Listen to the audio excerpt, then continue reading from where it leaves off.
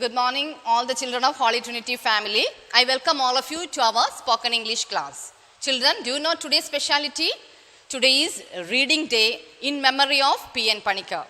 According to Francis Bacon, reading makes a full man, conference a ready man, and writing an exact man. So, dear parents, make your children or compel your children to read short stories, listen to the news in radio and televisions, English news in radio and television and all that. Then they will be able to listen to the words and that words will get into their memory. Also, you have to compel them to read newspaper. When they read the newspaper, they will not understand each and every word. Just go through it. After some 1 or 2 weeks, they will be familiar with the words. Cleared? Now I am going to tell you a story. Actually, it is not a story, it is an incident that happened some 6 years back. A teacher was valuing the answer sheets of her students. While going through the answer sheet, she came across one paper. On seeing this, she started crying bitterly.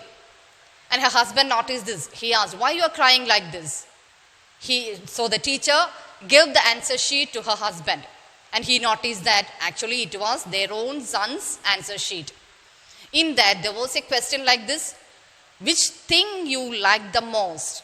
And their son answered, "I liked television the most." Why the child had written like this?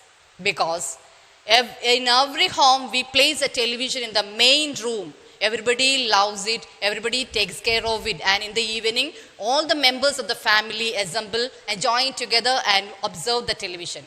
So the child thought that if I were a television, everybody will give more attention to me. So dear parents, one thing I have to tell you, give more and more attention to your children. Your children are now it is the time of growing. So from this incident, dear parents, you can know that you have to pay more attention to your children. The more attention you pay, the more brilliant and more good they will become. So, as part of improving your language, I will give you a tongue twister. So, take down your notebook and copy this.